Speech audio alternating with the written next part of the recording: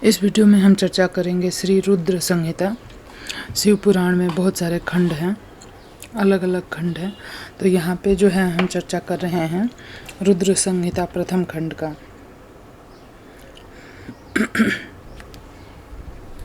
यहाँ पे पहले अध्याय में दिया गया है ऋषिगणों की वार्ता, जो विश्व की उत्पत्ति, स्थिति, लय आदि के एकमात्र कारण है। गिरि राजकुमारी इमा के पति हैं, जिनकी कीर्ति का कहीं अंत नहीं है, जो माया के आश्रय होकर भी उससे दूर हैं और जिनका स्वरूप दुर्लभ है। मैं उन भगवान शंकर की वंदना करता हूँ, जिनकी माया विश्व की सृष्टि करती है। जैसे लोहा चुंबक को आकर्षित होकर उसके पास ही लटका रहता है, उसी प्रकार ये सारे जगत जिसके आसपास ही भ्रमण करते हैं। जिन्होंने इन प्रपंचों को रचने की विधि बताई, जो सभी के भीतर अंतर्यामी रूप में विराजमान है, मैं उन भगवान शिव को नमन करता हूँ। ऋषि बोले, हे सूत जी, अब आप हमसे भगवान शिव और पार्वती के परम उत्तम दिव्य स्वरूप का वर्णन कीजिए। सृष्टि की रचना से पूर्व, सृष्टि के मध्य काल व अंत में महेश्वर किस प्रकार व किस रूप में स्थित होते हैं। सभी लोगों को का कल्याण करने वाले भगवान शिव कैसे प्रसन्न होते हैं तथा प्रसन्न होने पर अपने भक्तों को कौन कौन से उत्तम फल देते हैं। हमने सुना कि भगवान शिव महान दयालु हैं, अपने भक्तों को कष्ट में नहीं देख सकते। ब्रह्मा, विष्णु, महेश तीनों देवता शिव जी के अंग से ही उत्पन्न हुए हैं। हम पर कृपा कर शिव जी के प्राकट्य, देवी उमा की उत्पत्ति, शिव उमा विवाह, गृहस्थ धर्म एवं शिव जी के अनंत चरित्र को सुनाइए। सूत जी बोले, हे ऋषियों, आप लोगों के प्रश्न पतित पावनी श्री गंगा जी के समान है। ये सुनने वालों, कहने वालों और पूछने वालों, इन दोनों को पवित्र करने वाले हैं। आपकी इस कथा को सुनने की आंतरिक इच्छा है, इसलिए आप धन्यवाद के पात्र हैं। ब्राह्मणों, भगवान शंकर का रूप साधु, राजसी और तामसी तीनों प्रकृति के मनुष्य को सदा आनंद प्रदान करने वाला है। वे मनुष्य जिनके मन में कोई तृष्णा नहीं है, ऐसे महात्मा पुरुष भगवान शिव के गुणों का ज्ञान करते हैं, क्योंकि शिव की भक्ति मन और कानों को प्रिय लगने वाली और संपूर्ण मनोरथों को देने वाली है। हे ऋषियों, मैं आपके प्रश्न के अनुसार ही शिव के चरित्रों का वर्णन करता हूँ, आप उसे आदरपूर्वक श्रवण करें। आपके प्रश्न के अनुसार ही नारद जी ने अपने पिता ब्रह्मा जी से यह प्रश्न किया था। तब ब्रह्मा जी ने प्रसन्न होकर शिव चरित्र सुनाया था। उसी संवाद को मैं तुम्हें सुनाता हूँ, क्योंकि उस संवाद में भव सागर से मुक्त कराने वाले गौरी की अनेक आश्चर्यमयी लीलाएं वर्णित हैं। दूसरा अध्याय, नारद जी की काम वासना। सूत जी बोले, हे ऋषियों, एक समय की बात है, ब्रह्मपुत्र नारद जी हिमालय पर्वत की एक गुफा में बहुत दिनों से तपस्या कर रहे थे। उन्होंने दृढ़ता पूर्वक समाधि लगाई थी और तप करने लगे थे। उनके उग्र तप का समाचार पाकर देवराज इंद्र कांप उठे। उन्होंने सोचा कि नारद मुनि मेरे स्वर्ग लोक के राज्य को छीनना चाहते हैं। यह ख्याल आते ही इंद्र ने उनकी तपस्या में विघ्न डालने की कोशिश की। उन्होंने कामदेव को बुलाया और कहने लगे, हे कामदेव, तुम मेरे परम मित्र एवं हितैषी हो। नारद हिमाचल पर्वत की गुफा में बैठकर तपस्या कर रहा है। कहीं ऐसा न हो कि वह वरदान में ब्रह्मा जी से मेरा स्वर्ग का राज्य ही मांग बैठे। अतः तुम वहां जाकर उसका तप भंग कर दो। यह आज्ञा पाकर कामदेव बसंत को साथ ले बड़े गर्व से उस स्थान पर गए और सारी कलाएं रच डाली। कामदेव और बसंत के बहुत प्रयत्न करने पर भी नारद मुनि के मन में कोई विकल्प उत्पन्न नहीं हुआ। महादेव जी के अनुग्रह से उन दोनों का गर्व चूर्ण हो गया। ऐसा इसलिए हुआ क्योंकि महादेव जी की कृपा से नारद मुनि पर कामदेव का कोई प्रभाव नहीं पड़ा था, क्योंकि पहले उस आश्रम में भगवान शिव ने तपस्या की थी। उसी स्थान पर ऋषि मुनियों की तपस्या का नाश करने वाले कामदेव को भस्म कर डाला था। कामदेव को भस्म देखकर उनकी पत्नी रति ने बिलखते हुए भगवान शंकर से उन्हें जीवित करने की प्रार्थना की तथा सभी देवताओं भी शिव जी से प्रार्थना करने लगे कि भगवान महादेव जी ने कहा था कुछ समय पश्चात कामदेव स्वयं जीवित हो जाएंगे, किंतु इस स्थान पर और इसके आसपास जहाँ तक भस्म दिखाई देती है वहाँ तक की पृथ्वी पर कामदेव की माया और कामबाण का कोई प्रभाव नहीं पड़ेगा। इस प्रकार उस स्थान से कामदेव लज्जित होकर वापस लौट आया। देवराज इंद्र ने जब यह सुना कि नारद जी पर कामदेव का कोई प्रभाव नहीं पड़ा तो उन्होंने नारद जी की खूब प्रशंसा की। भगवान शिव की माया के कारण वे भूल गए थे कि शिव जी के शाप के कारण उस स्थान पर कामदेव की माया नहीं चल सकती। नारद जी भगवान शिव की कृपा से बहुत समय तक तपस्या करते रहे। अपने तप को पूर्ण हुआ समझकर नारद जी उठे तो उन्होंने कामदेव पर विजय प्राप्त करने का ध्यान ध्यान आया। तब उन्होंने मन ही मन इस बात का घमंड हुआ कि उन्होंने कामदेव पर विजय प्राप्त कर ली है।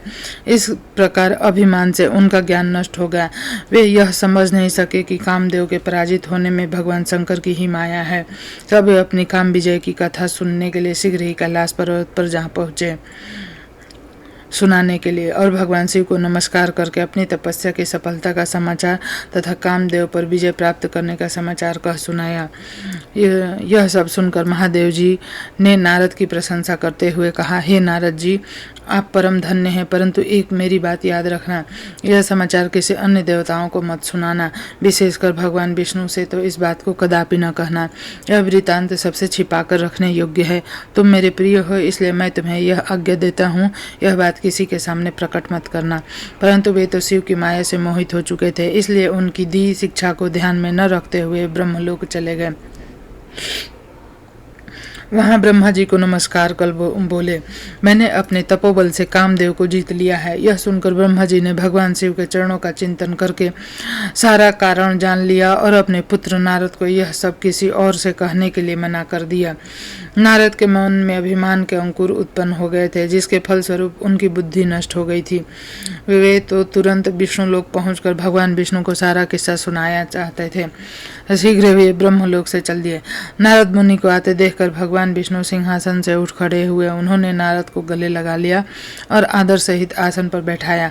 भगवान शिव के चरणों का स्मरण करके भगवान विष्णु ने नारद जी से पूछा, नारद जी, आप कहाँ से आए हैं और इस लोक में आपका शुभागमन किस लिए हुआ है? यह सुनकर नारद जी ने अहंकार सहित अपने तप के पूर्ण होने एवं कामदेव पर विजय प्राप्त करने का समस्त हाल उन्हें कह सुनाया। भगवान विष्णु काम के विजय का असली कारण को समझ चुके थे। वे नारद जी से बोले, हे नारद जी, आपकी कीर्ति एवं निर्मल बुद्धि धन्य है। काम, क्रोध एवं लोभ मोह उन मनुष्यों को पीड़ित करते हैं जो भक्तिहीन हैं। आप तो ज्ञान वैराग्य से युक्त एवं ब्रह्मचारी हैं, भला फिर यह काम आपका क्या बिगाड़ सकता है? देवर्षि नारद बोले, हे भगवान, यह सब आपकी कृपा का ही फल है। आपकी कृपा के आगे कामदेव की क्या समर्थता जो मेरे भी कुछ बिगड़ सके? मैं तो सदा ही निर्भर हूँ। इतना कहकर नारद जी विष्णु भगवान को नमस्कार कर वहां से चल दिए। तीसरा अध्याय, नारद जी का भगवान विष्णु से उनका रूप मांगना। सूत जी बोले, महर्षियों, नारद जी के चले जाने पर शिव जी की इच्छा से विष्णु भगवान ने एक अद्भुत माया रची। उन्होंने जिस ओर नारद जी जा रहे थे वहां एक सुंदर नगर बना दिया। वह नगर बैकुंठ से भी अधिक रमणीय था। वहां बहुत से विहार स्थल थे। उस नगर के राजा का नाम शिलनिधि था। उस राजा की एक बहुत सुंदर कन्या थी। उन्होंने अपनी पुत्री के लिए स्वयंवर का आयोजन किया था।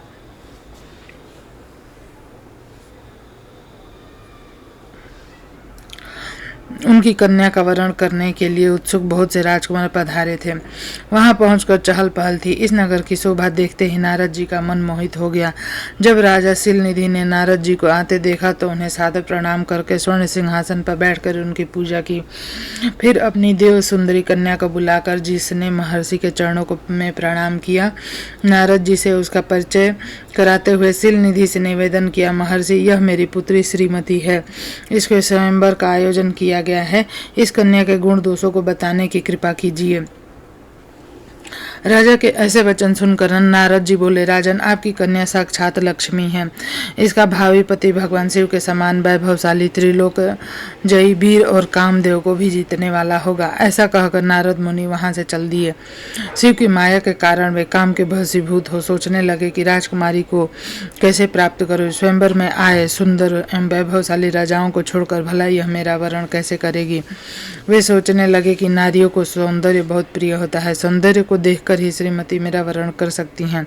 ऐसा विचार कर नारद जी फिर विष्णु लोक में जा पहुंचे और उन्होंने राजा शिलनिधि की कन्या के स्वयंवर के बारे में बताया तथा उस कन्या के साथ विवाह करने की इच्छा व्यक्त की। उन्होंने भगवान विष्णु से प्रार्थना की कि वे अपना रूप उन्हें प्रदान करें ताकि श्रीमती जी उन्हें वरण करें, उन्हें ही वरें।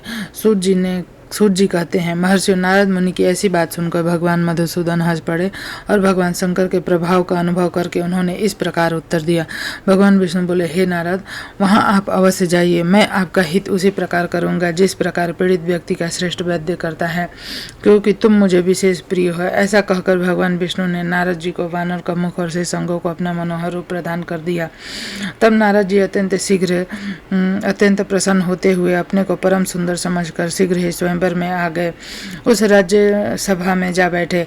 उस सभा में रुद्रगण ब्राह्मणों के रूप में बैठे हुए थे। नारद जी का वानर रूप केवल कन्या और रुद्रगण को दिखाई दे रहा था, बाकी सबको नारद जी का वास्तविक रूप दिखाई दे रहा था।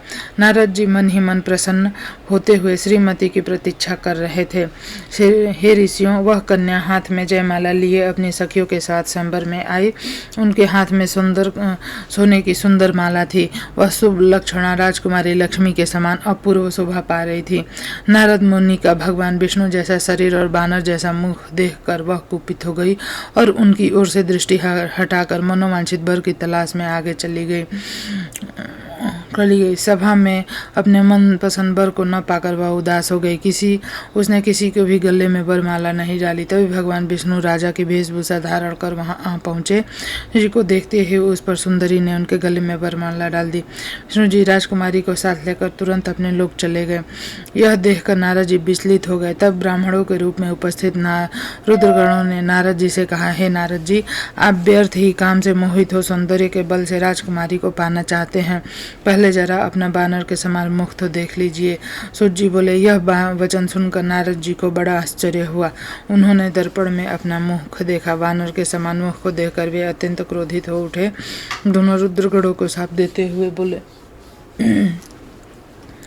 तुमने एक ब्राह्मण का मजाक उड़ाया, अतः तुम ब्राह्मण कुल में पैदा होकर भी राक्षस बन जाओ। यह सुनकर वे शिवगण कुछ नहीं बोले, बल्कि इसे भगवान शिव की इच्छा मानते हुए उदासीन भाव से अपने स्थान को चले गए और भगवान शिव की स्तुति करने लगे। चौथा अध्याय, नारद जी का भगवान विष्णु को शाप देना। ऋषि बोले, हे सूत जी, रुद्रगणों के चले जाने पर नारद जी ने क्या किया और वे कहाँ गए, इस सब के बारे में भी हमें बताइए। सूत जी बोले, हे ऋषियों, माया से मोहित नारद जी उन दोनों शिवगणों को शाप देकर भी मोहवश कुछ जान न सके। तत्पश्चात क्रोधित हुए वे तालाब के पास पहुंचे और वहां जल में पुनः अपनी परछाई देखी तो उन्हें फिर वानर जैसी आकृति दिखाई दी। उसे देखकर नारद जी को और अधिक क्रोध चढ़ आया। वे सीधे विष्णु लोक की ओर चल दिए। वहां पहुंचकर भगवान विष्णु से वे बोले, हे हरि, तुम बड़े दुष्ट हो। अपने कपट से विश्व को मोहने वाले तुम दूसरों के सुखी होते नहीं देख सकते। तभी तो तुमने सागर मंथन के समय मोहिनी का रूप धारण कर दैत्यों से अमृत का कलश छीन लिया था और उन्हें अमृत की जगह मदिरा पिलाकर पागल बना दिया था। यदि उस समय भगवान शंकर दया करके विष्णु को न पीते तो तुम्हारा सारा कपट प्रकट हो जाता। तुम्हें कपटपूर्ण चालें अधिक प्रिय हैं। भगवान महादेव जी ने ब्राह्मणों को सर्वोपरि बताया है। आज तुम्हें मैं ऐसी सीख दूंगा जिससे तुम फिर कभी भी ऐसा कार्य नहीं कर सकोगे। तब एक तुम्हारा किसी शक्तिशाली मनुष्य से पाला नहीं पड़ा है, इसलिए तुम निडर बने हुए हो, परंतु अब तुम्हें तुम्हारी करनी का पूरा फल मिलेगा। माया मोहित नारद जी क्रोध से खिन्न थे। वे भगवान विष्णु को शाप देते हुए बोले, विष्णु, तुमने स्त्री के लिए मुझे व्याकुल किया है। तुम सभी को मोह में डालते हो। तुमने राजा का रूप धारण करके मुझे छला है, इसलिए मैं तुम्हें शाप देता हूँ। तुम्हारे जिस रूप के ने कपट पूर्वक मुझे छला है, तुम्हें वही रूप मिले। तुम राजा होगे और इसी तरह स्त्री का वियोग भोगोगे जिस तरह मैं भोग रहा हूँ। तुमने जिन बानरों के समान मेरी आकृति बना दी है, वही बानर तुम्हारी सहायता करेंगे। तुम दूसरों को स्त्री वियोग का दुख देते हो, इसलिए तुम्हें भी यही दुख भोगना पड़ेगा। तुम्हारी स्थिति अज्ञान से मोहित मनुष्य जैसी हो जाएगी। ज्ञान से मोहित नारद जी का शाप सुनकर विष्णु भगवान ने स्वीकार कर लिया। तत्पश्चात उन्होंने महालीला करने वाले मोहिनी माया को समाप्त कर दिया। माया के जाते ही नारद जी का खोया हुआ ज्ञान लौट आया। उनकी बुद्धि पहले की तरह हो गई। उनकी सारी व्याकुलता चली गई। मन में आश्चर्य उत्पन्न हुआ।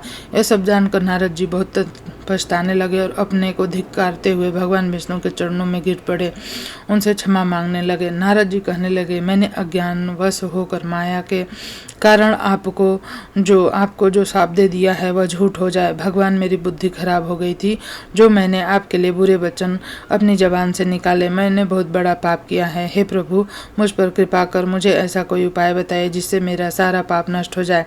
कृपा मुझे प्रायश्चित का तरीका बताइए। तब श्री विष्णु ने उन्हें उठाकर मधुर वाणी में कहा, हे महर्षि, आप दुखी ना हो, आप मेरे श्रेष्ठ भक्त हैं, इसमें कोई संदेह नहीं है। नारद जी, आप चिंतित मत कीजिए, आप परम धन्य हैं। आपने अहंकार के वशीभूत होकर भगवान शिव की आज्ञा का पालन नहीं किया था, इसलिए उन्होंने ही आपका गर्व नष्ट करने के लिए यह लीला रची थी। वे निर्गुण और निर्विकार हैं और सत्य, रज और तम आदि गुणों से परे हैं। उन्होंने अपनी माया से ब्रह्मा, विष्णु, महेश तीनों रूपों को प्रकट किया है। निर्गुण अवस्था में उन्हीं का नाम शिव है। वे ही परमात्मा, महेश्वर, परब्रह्म, अविनाशी, अनंत और महादेव नामों से जाने जाते हैं। उन्हीं की आज्ञा से ब्रह्मा जी जगत के सृष्टा हुए। मैं तीनों लोकों का पालन करता हूँ और शिव जी रुद्र रूप में सबका संहार करते हैं। वे स्वरूप सबके साक्षी हैं। वे माया से भिन्न और निर्गुण हैं। वे अपने भक्तों पर सदा दया करते हैं। मैं तुम्हें समस्त पापों का नाश करने वाला, भोग और मोक्ष प्रदान करने वाला उपाय बताता हूँ। अपने सारे शकों और चिंताओं को त्याग कर भगवान शंकर की यह कीर्ति का गुणगान करो और सदा अनन्य भाव से शिव जी की सतनाम स्तोत्र का पाठ करो।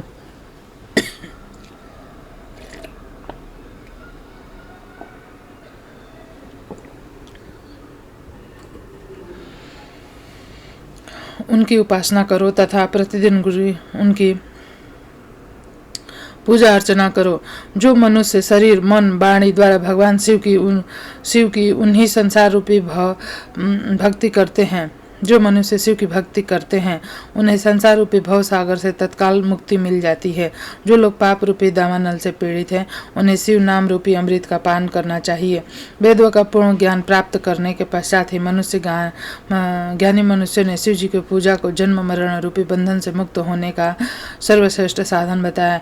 इसलिए आज से ही रोज भगवान शिव की कथा सुनो और कहो,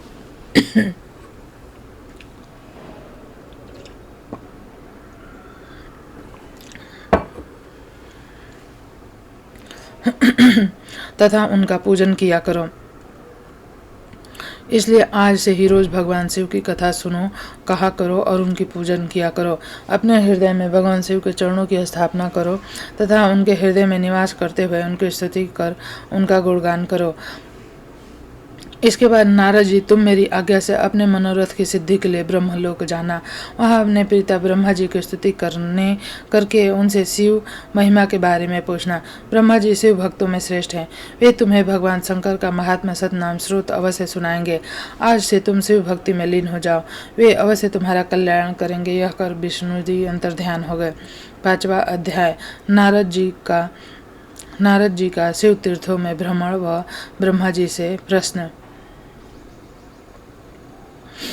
श्री सूत जी बोले, महर्षियों, भगवान श्री हरि के अंतर्ध्यान हो जाने पर मुनि श्रेष्ठ नारद जी शिवलिंग का भक्ति पूर्वक दर्शन करने के लिए निकल गए। इस प्रकार भक्ति मुक्ति देने वाले अनेक शिवलिंगों के उन्होंने दर्शन किए। जब उन रुद्र गणों ने नारद जी को वहां देखा तो वे दोनों गण अपने साप की मुक्ति के लिए उनके चरणों पर गिर पड़े और उनसे प्रार्थना करने लगे कि वे उनका उद्धार करें। नारद मुनि, हम आपके अपराधी हैं। राजकुमारी श्रीमती के स्वयंवर में आपका मन माया से मोहित हो था। उस समय भगवान शिव की प्रेरणा से आपने हमें शाप दे दिया था। अब आप हमारी जीवन रक्षा का उपाय कीजिए। हमने अपने कर्मों का फल भोग लिया है।